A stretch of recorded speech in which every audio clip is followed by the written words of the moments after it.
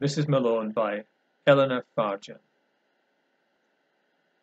Mrs. Malone lived hard by a wood, all on her lonesome, as nobody should, with her crust on a plate and her pot on the coal, and none but herself to converse with, poor soul.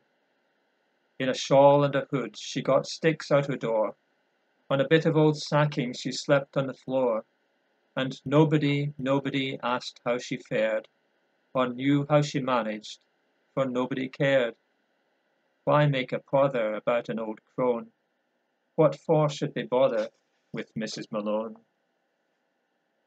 One Monday in winter, with snow on the ground, so thick that a footstep fell without sound, she heard a faint frost-bitten peck on the pane, and went to the window to listen again. There sat a cock-sparrow, bedraggled and weak, with half-open eyelid and ice on his beak. She threw up the sash, and she took the bird in, and mumbled and fumbled it under her chin. "You're all of a smother, you're fair overblown.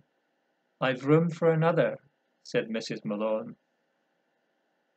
Come Tuesday, while eating her dry morning slice, with the sparrow a-picking, "Ain't company nice?" she heard on her door-post a curious scratch, and there was a cat with its claw on the latch. It was hungry and thirsty and thin as a lath.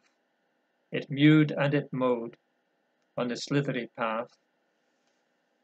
She threw the door open and warmed up some pap, and huddled and cuddled it in her old lap. "There, there, little brother, you poor skin and bone, there's room for another," said Mrs. Malone. Come Wednesday, while all of them crouched on the mat, with a crumb for the sparrow, a sip for the cat, there was wailing and whining outside in the wood, and there sat a vixen with 6 of her brood.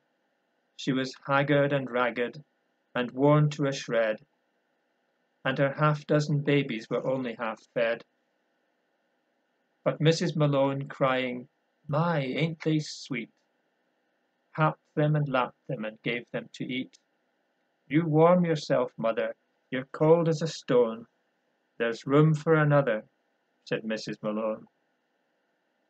Come Thursday, a donkey stepped in off the road, with sores on his withers from bearing a load. Come Friday, when icicles pierced the white air, down from the mountainside lumbered a bear. For each she had something, if little, to give. Lord knows the poor critters must all of them live. She gave them her sacking, her hood and her shawl, her loaf and her teapot, she gave them her all.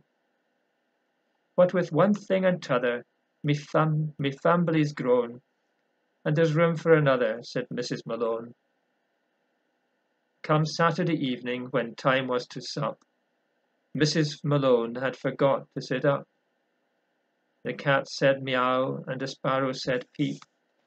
The vixen, she's sleeping. The bear, let her sleep.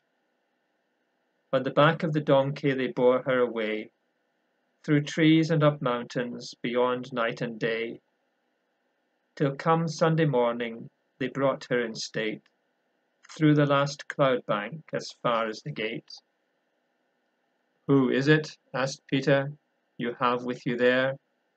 And donkey and sparrow, cat, vixen and bear, exclaimed, do you tell us up here she's unknown?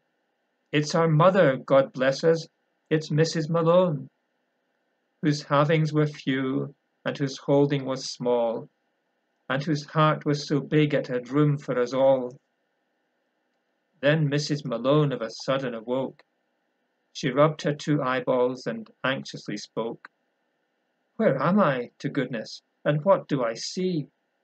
My dears, let's turn back, this ain't no place for me. But Peter said, Mother, go into the throne. There's room for another one, Mrs. Malone.